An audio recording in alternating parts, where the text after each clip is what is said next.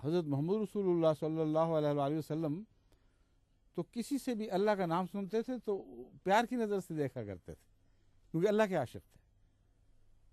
دلوں کا حال تو خدا جانتا ہے دلوں میں کیا ہے، مگر کوئی انسان ایسا نہیں ہے جسے کوئی دنیا کا شریف النفس انسان اللہ کا نام لینے سے روکے، یہ کہہ کر کہ تم گندے ہو، تم کیا ہو۔ تم کبھی اپنا باطن دیکھا ہے؟ کبھی اپنی گردن میں جھانک کے دیکھا ہے؟ کیسے کیسے بد خیالات تمہارے دلوں میں پیدا ہوتے ہیں، کیسی کیسی مکروہ باتوں میں ملوث ہوتے ہو۔ سارا ملک جرائم سے بھر گیا ہے اور تمہیں کوئی ہوش نہیں،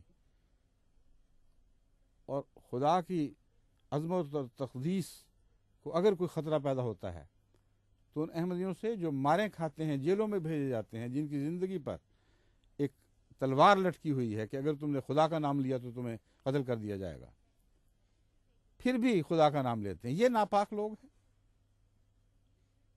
کیا نعوذ باللہ بلال ناپاک تھا جو کلمے کی خاطر گلیوں میں گھسیٹا جاتا تھا؟ اس کو بھی تو یہی کہا جاتا تھا تم کون ہوتے ہو، تمہیں حق کیا ہے یہ باتیں کرنے کا؟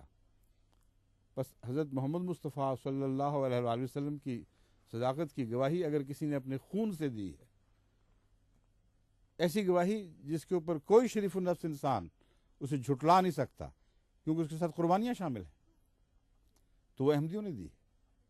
احمدیوں کو توفیق مل رہی ہے۔ ناپاک دل کو جرأت کیسے ہو سکتی ہے کہ پاک کلام کی خاطر اپنی جانیں فدا کر دے؟ کتنے ہیں جو کلمہ پڑھتے ہوئے شہید کر دیے گئے؟ بس اس لیے یہ جہلانہ باتیں ہیں، ان سے استغفار اور توبہ کرو، ورنہ خدا کے حضور پکڑے جاؤ گے۔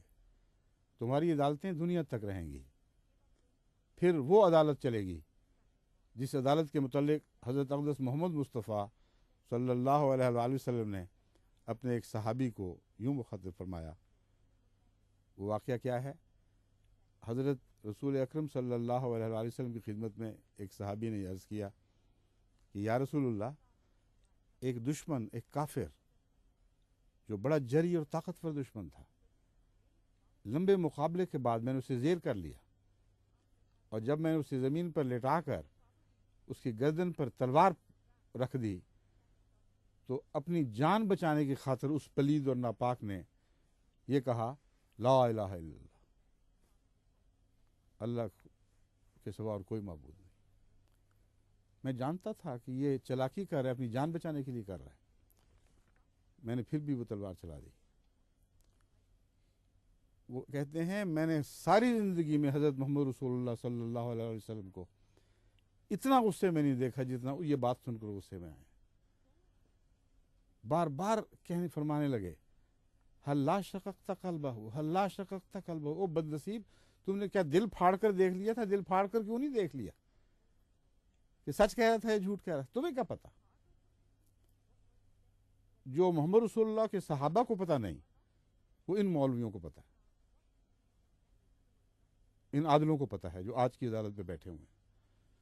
اور پھر فرمایا، اور کتنی خطرناک، کتنا بڑا اور خطرناک انذار ہے کہ قیامت کے دن جب اس کا لا الہ الا اللہ تمہارے خلاف گواہ بن کر کھڑا ہوگا تو تم اس کو کیا جواب دو گے؟ یہ ہیں ہمارے آقا و مولا حضرت اقدس محمد مصطفیٰ صلی اللہ علیہ وآلہ وسلم۔ اور آج ایک ملک ایسا بھی ہے بد نصیب، سانگڑ 16 جنوری اخبار میں خبر شائع ہوئی ہے کہ مکرم رشید احمد خان صاحب آف سانگڑ کو، مکرم تو لکھنے والے نے ہماری طرف سے لکھا ہے، مقامی مجسٹریٹ نے مکان کی دیوار پر الیس اللہ بکاف عبدہ لکھنے پر 13 جنوری 94 کو 2 سال قید اور 5,000 روپے جرمانے کی سزا دی ہے۔ الیس اللہ بکاف عبدہ، کیا اللہ اپنے بندے کے لیے کافی نہیں؟ یہ جرم ہے۔ اور پاکستان میں دیواریں بے حیائی کی باتوں سے اور فلمی اداکاروں کی تصویروں سے کالی ہوئی پڑی، غلیظ گندے اشتہار، گندی گالیاں، ایک دوسرے پر کیچڑ اچھاڑنا۔ اب جدھر نظر کریں وہاں دیواروں پر یہ چیزیں لکھی نظر آتی ہیں، وہ سب منظور ہیں، ان سے دلوں کو راحت پہنچتی ہے۔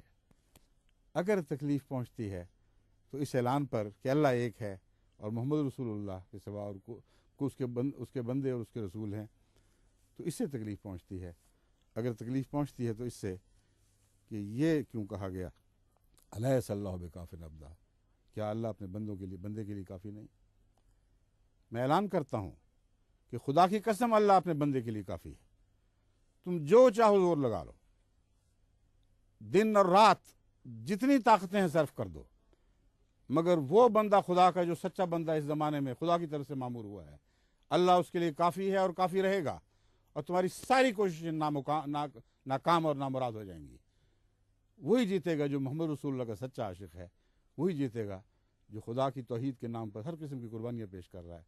اللہم صلی علی محمد و علی آل محمد مبارک وسلم انک حمید مجید. السلام علیکم و رحمۃ اللہ.